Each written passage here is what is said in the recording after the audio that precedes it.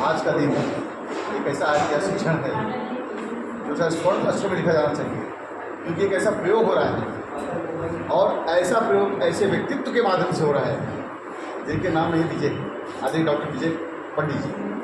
और आज तक मैंने देखा है जितने भी कार्यक्रम हुए हैं भैया के माध्यम से अत्यंत सफल हुए हैं और एक समाज के प्रति, ब्राह्मण समाज के प्रति आज जो आज जो अवस्था पैदा हो गई है, जो कुर्तियों के माध्यम से, हमारे अहंकार के माध्यम से जो बातें हमारे समाज एक गलत पैदा हो चुकी हैं, आज वर वधु मिलन आयोजन करना पड़ रहा है। और विश्व ब्राह्मण समाज और सर्व ब्राह्मण समाज के माध्यम से यह जो कार्यक्रम आयोजित किया गया है और यह 20वां वर्ष है और सुचारू रूप से हर वर्ष सफलता को उच्चतम से प्राप्त कर रहा है। आज हमारे बीच में आदरणीय डॉक्टर विजय पंडित जी उपस्थित हैं, जो समस्त सहयोग और संस्थापक जन उपस्थित हैं। आज ऐसा कोई क्षेत्र नहीं होगा, चाहे वो आध्यात्मिक क्षेत्र हो, चाहे वो साहित्यिक क्षेत्र हो, चाहे वो सामाजिक क्षेत्र हो, हर क्षेत्र में जिनका परचम लहराता है और जो लोग नाम से ही उनके नतमस्तक हो जाते हैं, गिर जाते हैं, क्योंकि वो ऐसी शख्सियत हैं जिनको गदगद से कोई प्रेशर नहीं, कोई दबाव नहीं होता है। लोग स्वतः अपने अंतर्मन से उनके चरणों में गिर जाते हैं। क्यों गिर जाते हैं? क्योंकि उनका कार्य कितना सम्राट जैसा कार्य है और वह कार्य सम्राट है। और मैं तो सोचता हूँ कि वर्ष में ऐसा कोई दिन बीतता जो पूरे में कार्यक्रम होता हो और उसमें एक और स्वर्ण अक्षर जुड़ गया है सर्व ब्राह्मण का, जो समाज का ब्राह्मण भवन का ये वर वधु सम्मेलन मिला है। भैया आपसे जानना चाहता हूँ, सबसे आपको बधाई देना चाहता हूँ, आपके मंडल को, समस्त संस्थापक जन को और इस केम अग्रवाल कार्य के माध्यम से मैं आपसे जानना चाहता हूँ आज इसकी पैदा क्यों होगी इस समाज में। सबसे पहले आपके चैनल को बधाई देता हूँ। आपके चैनल के माध्यम से बहुत सारे कार्यक्रमों को आप प्रमुखता से स्थान देते हैं और ये 20वां वर्ष नहीं है, ये 20वां सम्मेलन है। ये जो तुमने 3 साल पहले जगाई, हमारे साथियों ने बैठ कर के निश्चय किया कि वैवाहिक समस्या से हमारा ब्राह्मण समाज जूझ रहा है। अन्य समाजों में व्यवस्था है कि वो वैवाहिक सम्मेलन करते हैं, क्यों न अपने ब्राह्मण समाज के माध्यम से भी वैवाहिक सम्मेलन शुरू किया जाए। कहने में कोई संकोच नहीं है कि ये तीसरे वर्ष में 20वां आयोजन सरकारी ब्राह्मणों का हो रहा है। सम्मेलनों के आयोजन का खाली कल्याण में ही नहीं हुआ आयोजन, बल्कि टिटवाला के ग्रामीण अंचल में भी आयोजन हुआ, दादर में हुआ, मलाड में हुआ, नाला सोपारा में हुआ, वसई में हुआ। ऐसे बहुत सारे क्षेत्रों में ये वैवाहिक पर मधुपर्णी हुआ, नवी मुंबई में हुआ। बहुत सारे क्षेत्रों में आयोजन लगातार हम लोग करते रहते हैं। इसमें वैवाहिक समस्या से निजात पाने के सिवाय कोई भी इसके अंदर कार्यक्रम अंतर्गत नहीं होता। इसका मतलब ये नहीं कि हम लोग ब्राह्मण की समस्याओं से अछूते हैं या पता नहीं। ब्राह्मणों को मेडिकल हेल्थ, ब्राह्मणों को कॉलेज विद्यालय में एडमिशन दिलाना, ब्राह्मणों के बच्चों की फीस माफ़ करना, ब्राह्मणों के परिवारजनों की कोई तकलीफ़ें हों। हमारा एक युवा विंग भी है जिसके अध्यक्ष हैं शैलेश तिवारी।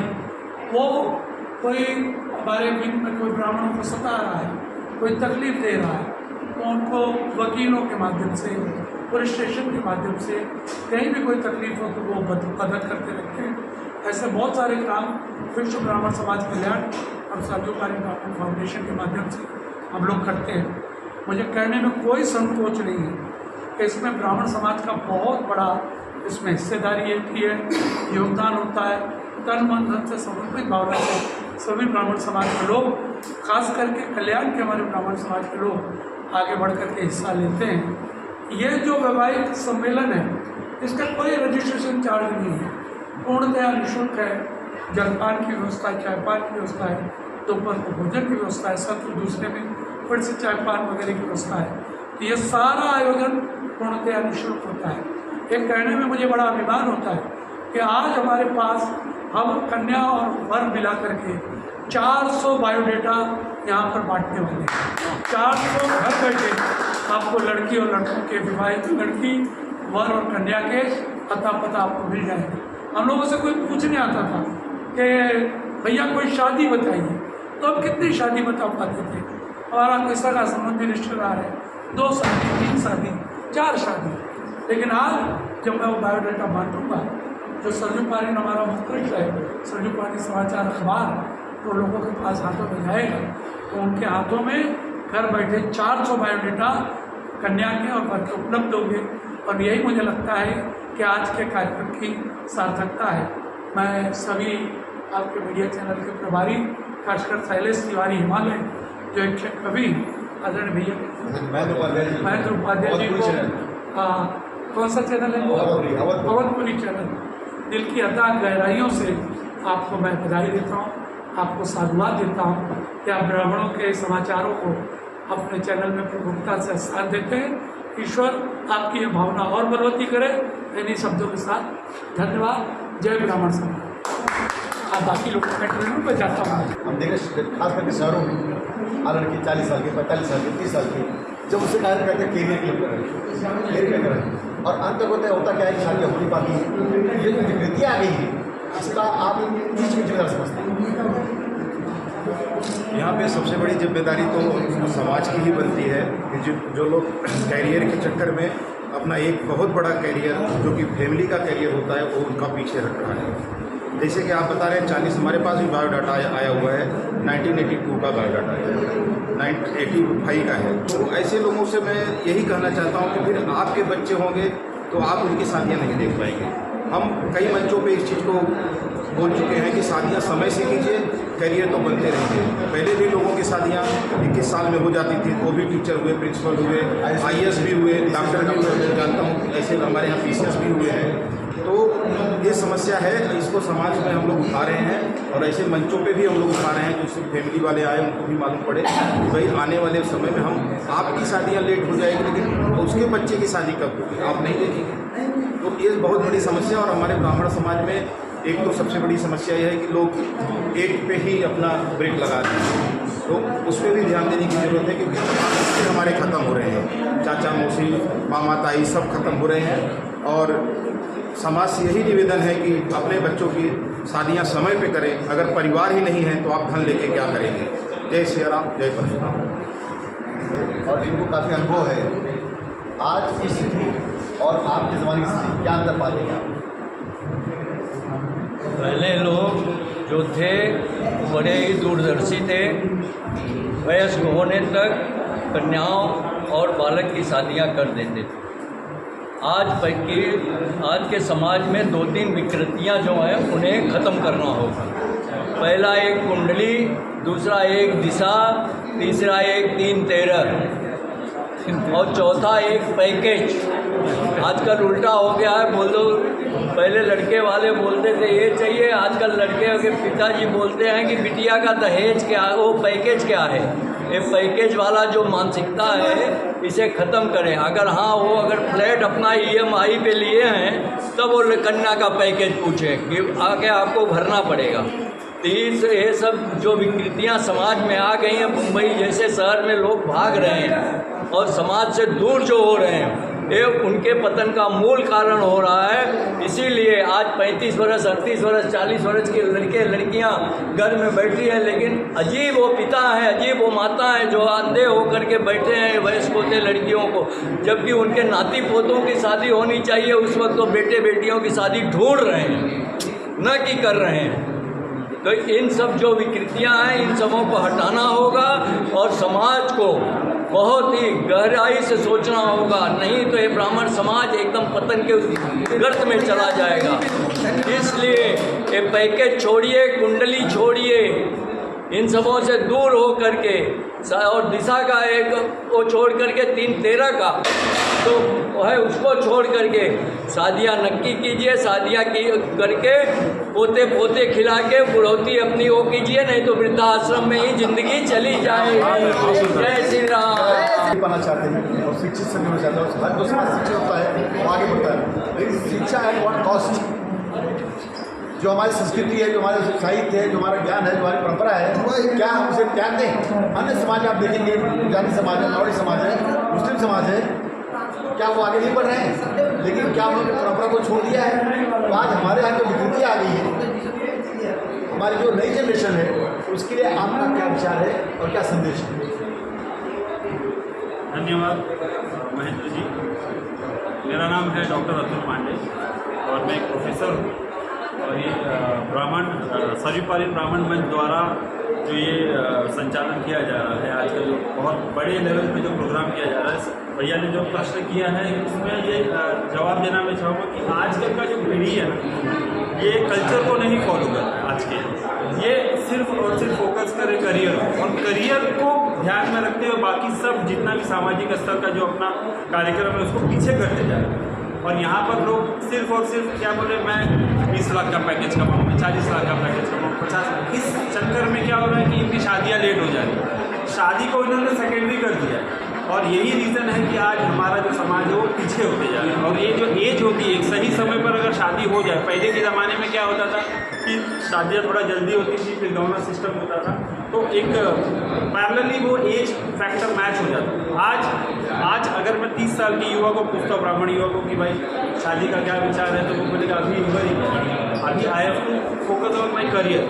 तो ये चीज़ को थोड़ा सा हम इस मंच द्वारा ये कहना चाहेंगे कि उनके माता पिता, लड़के के माता पिता या लड़की के माता पिता आपस में एक जगह पर आए, यहाँ पर उनको बहुत सारा हम प्रोवाइड करें बायोडेटा, जिसके थ्रू उनको एक अच्छा मैच मिल जाए और आसानी से ये शादियाँ होते रहे। बहुत सारी ऐसी चीज़ें हैं जो पुराने ट्रेडिशनल अप्रोच था कि दिशा देखते थे, नाड़ी देखते थे, फला देखते थे, वो सब चीज़ों को बुलाना होगा और एक साथ एक मंच पर आकर हमें उस चीज़ को बांधना होगा, और ताकि हमारा ये जो ऑब्जेक्टिव, जो हमारा विजन है ब्राह्मण मंच का, वो पूरी तरह से सक्सेसफुल। और इस पूरे जो प्रोग्राम ये जो बनाया गया है, मैं डॉक्टर विजय नारायण पंडित जी का बहुत आभार व्यक्त करूँगा कि उन्होंने इतना बड़ा कार्यक्रम, ये 20वां कार्यक्रम है सर्वपारिक ब्राह्मण मंच का, जो एक सक्सेसफुल होने जा रहा है उनके सानिध्य में, उनके लीडरशिप। और अवधपुरी चैनल के थ्रू मैं आप सभी लोगों का धन्यवाद करता हूँ कि इन्होंने मुझे मौका दिया कि इस प्रोग्राम के लिए कुछ बोलने का, और मैं बहुत आभारी हूँ भैया आपका।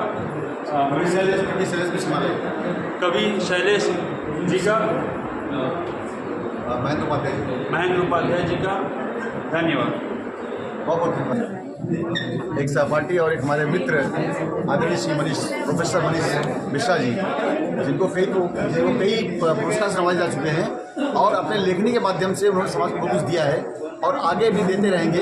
आज मैं जानना चाहता हूँ आपके माध्यम से, आज जो संयुक्त ब्राह्मण के माध्यम से जो सम्मेलन रखा गया है, भर्ती सम्मेलन, आज की स्थिति हमारे समाज में पैदा क्यों हुई, इसकी आप वजह क्या समझते हैं? सबसे बड़ी वजह ये है कि हम लोग बहुत आत्म केंद्रित हो गए, सामाजिक दायित्वों से विमुख हो गए और हमारे पास संसाधन आ जाते हैं तो हमें ऐसा लगता है कि हमें किसी की ज़रूरत नहीं है। और दूसरा है कि जीवन शैली भी है, आप 8-8, 10-10 घंटे काम कर रहे हैं, कई लोग यहाँ से मुंबई काम करने के लिए जाते हैं, 3-4 घंटे की वो यात्रा करते हैं, 24 घंटे में से 13-14 घंटे उनके ऐसे बीत जाते हैं, तो शायद उनके पास इतना समय नहीं निकाल पाते अपने रिश्तों को, सामाजिक दायरों को बढ़ाएं। तो ये एक आवश्यकता भी बन गई है। मैं आयोजकों को बहुत बधाई देता हूँ कि इसी बहाने समाज के लोग एक साथ मिलते हैं और विवाह के साथ साथ सामाजिक संबंध भी बनते हैं। जो संबंध ना भी जुड़े तो इस तरह के आयोजनों में आके आदमी एक दूसरे से परिचित होता है और उसका सामाजिक दायरा बढ़ता है।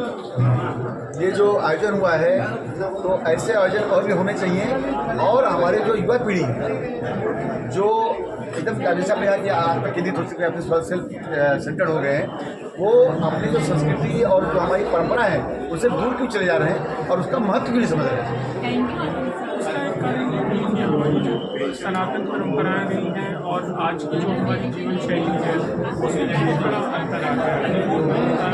रोजगार की, नौकरी की, तो पैसे कमाने का दबाव लोगों के ऊपर इतना ज़्यादा है कि कई बार उस संघर्ष में बहुत सारी चीज़ें पीछे छूट जाती हैं। जैसे आप बहुत तेज़ी से दौड़ते हैं तो आप छलांगे लगाते हैं और छलांग लगाते हैं तो बहुत सारी जमीन ऐसी होती है जिसको आप छू भी नहीं पाते, तो वो उस छलांग का ही परिणाम है कि बहुत सारे ऐसे दायरे हैं जो आपके दायरे से बाहर होते जा रहे हैं। तो इस तरह के आयोजनों के माध्यम से, जैसे भैया यहाँ राज्य स्तर पर कर रहे हैं, ब्राह्मणों को हमारा एक विप्र फाउंडेशन है जो कि राष्ट्रीय स्तर पे अंतर्राष्ट्रीय स्तर पे इस तरह की बहुत बड़े आयोजन करता है।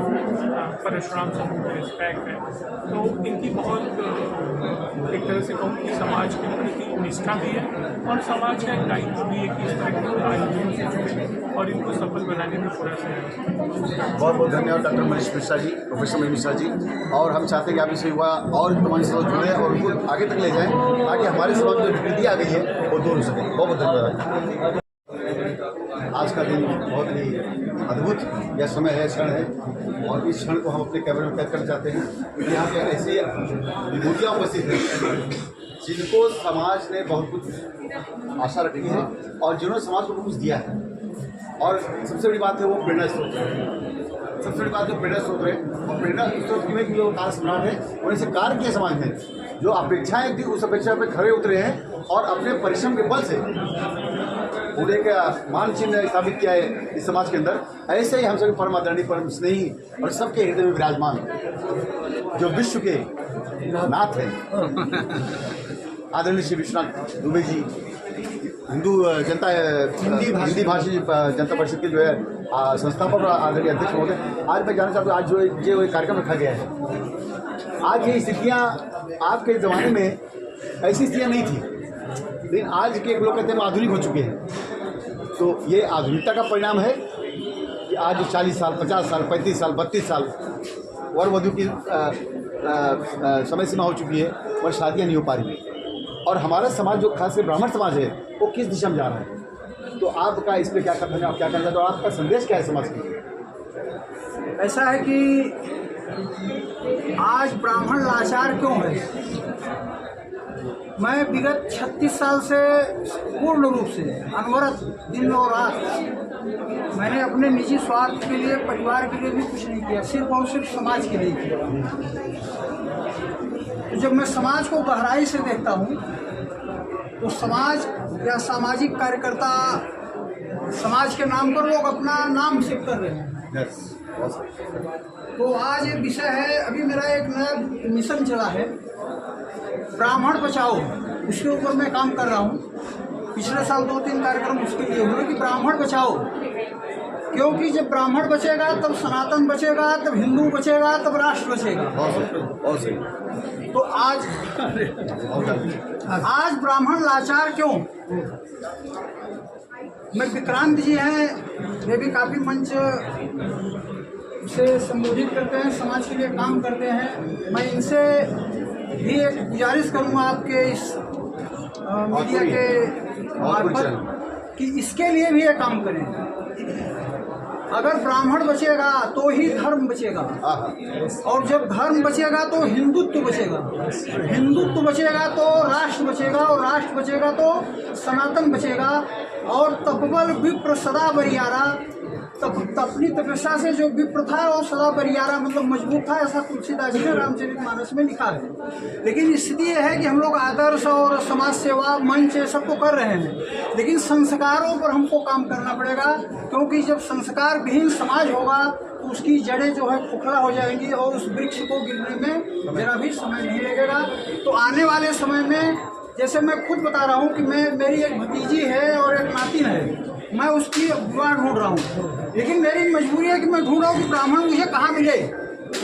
सरनेम से सभी ब्राह्मण हैं, दुबे, तिवारी, पांडे, शुक्ला सब लिख के ब्राह्मण का बोर्ड लगा के बैठे हुए हैं, लेकिन कर्म कहाँ है। तो मेरा समाज से सिर्फ एक ही संबोधन है और उस पर मैं काम करूँगा, बड़े लेवल पे काम करूँगा। यहाँ भी शुरू किया हूँ, उत्तर प्रदेश में भी शुरू किया कि भाई अपने संस्कारों को बचाइए, क्योंकि जब संस्कार विहीन समाज हो जाएगा तो उसको नष्ट होने में समय नहीं लगेगा, और उस दिशा में हम जा रहे हैं। इसके लिए विजय भाई को यह काम करने की जरूरत पड़ रही है। विजय भाई मेरे परम आदरणीय हैं, मैं उनका पैर छू के प्रणाम करता हूँ यहाँ से भी, और मैं सोचता हूँ कि चलो भाई कम से कम 2-3 नैया का एक सहारा तो हुए हैं। बस, धन्यवाद भैया। इसी कड़ी में हमारे बीच में राजन पांडे जी हैं, युवा हैं, राहुल दुबे जी हैं, युवा हैं। और युवा चेतना है आज सुशिक्षित अवस्था पहुँच चुकी है, खाली कैरियर ओरिएंटेड। जब कोई शादी बात करो आज युवा से या युवती से तो क्वालिफिकेशन और पैकेज और कैरियर। तो ये कैरियर जो हमें हमारे संस्कार से, हमारी संस्कृति से, हमारी सभ्यता से दूर ले जा रहा है, तो इस पर आपको क्या कहना है? देखिए, बहुत कुछ चाचा जी ने बता ही दिया। संस्कार जो है वो हमारे समाज में, खास करके हमारे ब्राह्मण समाज के युवाओं में उसकी बहुत बड़ी कमी हो रही है। आजकल का युवा आधुनिकता में तो जा रहा है। आप देखिए, पहले के लोग हमारे पूर्वजों को देखेंगे, 16-18 हायर साइड में शादियां हो जाती हैं। आज हम आधुनिकता की ओर बढ़ रहे हैं, बच्चे पढ़ लिख रहे हैं और वो अपने हिसाब से शादी कर ले रहे हैं, और हमारी आपकी मजबूरी है कि हमको उनके साथ में लगे रहना पड़ रहा है। मजबूरी समस्या पैदा हो रही है मूल से।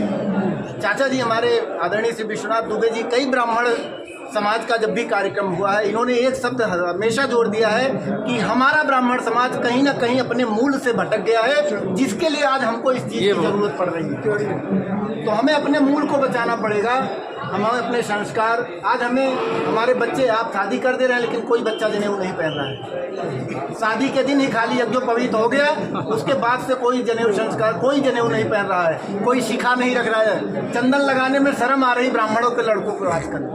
तो अपने संस्कार को पहले बचाएंगे तब सब कुछ बचेगा। और इसकी जो आज ये 20 वर्षों से हमारे आदरणीय पंडित श्री विजय पंडित भैया ने ये जो पहल की है वो बहुत अच्छी पहल है। ठीक है, क्योंकि अब आज लोग आधुनिकता में हैं, लोगों के पास एक चीज़ बोलते समय नहीं। पहले 2-2 महीना 2-2 साल लड़की वाले लड़का ढूंढते थे, तब जाकर लड़का मिलता था और योग्य मिलता था, और तब मजबूरियां होती थी, लोग निभा लेते थे। आजकल तो सब कुछ देखने के बाद भी नहीं निभा पा रहे हैं। तो हम आपके माध्यम से यही कहेंगे कि अपने संस्कार बचाइए, अपने मूल से जुड़े रहिए, कहीं ना कहीं उसका लाभ मिलेगा। जय श्री राम, जय परशुराम, जय ब्राह्मण समाज। हमारे बीच में राजेश विक्रांत जी जो भारत आते हैं, और इन्होंने एक साहित्यकार हैं और इन्होंने 19 पुस्तकें लिखी हैं, और जिसमें से 10-12 पुस्तकें खाली मुंबई के ऊपर लिखी हैं और मुंबई के बारे में लिखा है, और जिसको पाठ्यक्रम में भारत सरकार ने भी इसको सम्मिलित किया है। आज के इस परिवेश में और क्या ये साहित्यकार जो हमारे ब्राह्मण समाज में बहुत सारे ऐसे लोग हैं जो बड़े बड़े पद पर पहुँच चुके हैं, उद्योगपति हैं, साहित्यकार हैं, MLA हैं, MP हैं, नगर सेवक हैं, और न जाने क्या क्या है। लेकिन आपको नहीं तक उनके अंदर आडम्बर आ चुका है, दिखावटीपन आ चुका है, और खाली दिखावटीपन में पूरे समाज का इतिहास कर रहे हैं। बिल्कुल, और ये आडंबर उन लोगों के अंदर आ चुका ही है, हम लोगों के भी अंदर है आडंबर। जिसे इस तरह के डॉक्टर विजय पंडित का ये कार्यक्रम है ना, सर्व पारीण ब्राह्मण समाज वर्ग परिचय सम्मेलन 20वां, तो आप देखो कि इसमें और जातियों के जो सम्मेलन होते हैं ना, वर वधू परिचय सम्मेलन, कितनी उत्सुकता से, कितने उत्साह से लड़के लड़कियां उसमें आते हैं, लेकिन इसमें उत्साह नहीं दिखता, क्योंकि हम एक एटीट्यूड में रहते हैं, हम एक आडंबर में रहते हैं कि हम सब सर्वश्रेष्ठ हैं। और आप देखो कि समाज में बहुत सारे लड़के लड़कियां, उनकी उम्र ज़्यादा हो गई, शादी के लिए, चाहे वर पक्ष है कन्या पक्ष, दोनों जो है दोनों परेशान हैं। वो अगर अपने में बदलाव लाएंगे, अगर आडंबर से दूर रह के यथार्थ की चीज़ें समझेंगे, जैसा कि हम साहित्यकारों का भी एक काम होता है, कलमकारों का काम होता है कि समाज को दिखाना, तो मैं ऐसे सम्मेलनों में शिरकत इसलिए करता हूँ कि लोगों को एक प्रेरणा मिले, लोगों को मतलब एक होगा।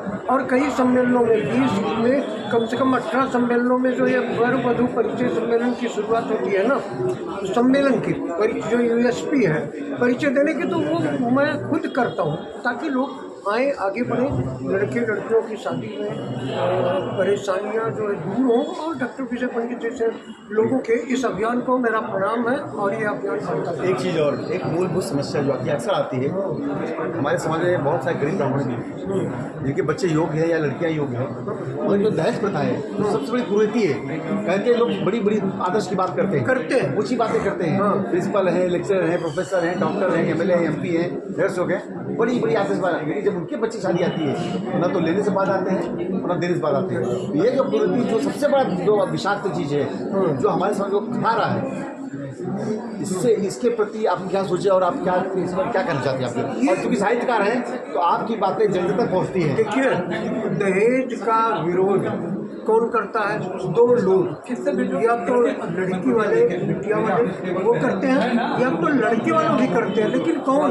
जिनके बच्चे शादी के लायक नहीं हैं, जिनके बच्चों की शादी में कम से कम 3 से 4 साल तक की देरी है, क्योंकि 3 से 4 साल बाद आप उनका दहेज विरोध भूल जाओगे। इसलिए, और जो भौतिकतावादी चीज़ें हैं, आप मुझे बताओ दहेज के बारे में। मेरा कॉन्सेप्ट है बहुत अच्छा। बिटिया के पिता की औकात होती है 1 रुपये, देता कितना है? 1 रुपये 15 पैसे से ज़्यादा। वो क्या सोचता है कि मैं क्या दे दूँ, और लेकिन सितारों के और आगे जहाँ और भी है उसकी तर्ज पे उसके बाद भी जीवन होता है तो देता है।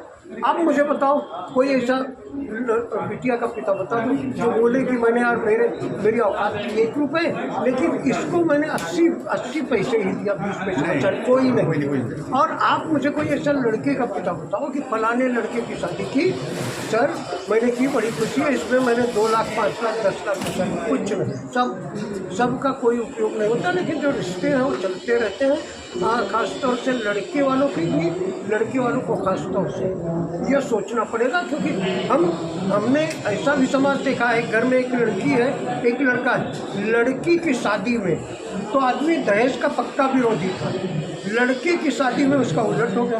तो ये चीज़ें लेकिन बदल रही हैं धीरे धीरे, कोई चीज़ इतनी जल्दी नहीं बदलेगी अगर आप सोचो जैसे। तो ये बदलाव हो रहा है, जैसे आज के ज़माने में जो देरी हो रही है लोगों की शादी में, पहले ऐसा नहीं था, बचपन में हो जाती थी, 10, 15, 20 साल तक मामला क्लियर हो जाता था। लेकिन एक बदलाव है, उस बदलाव को हम एक्सेप्ट करें, दहेज वगैरह से दूर रहें।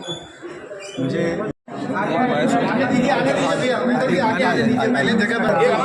इसको देख सकते हैं, बोरीवली से विधायक माननीय श्री संजय उपाध्याय जी हैं उपस्थित हमारे साथ।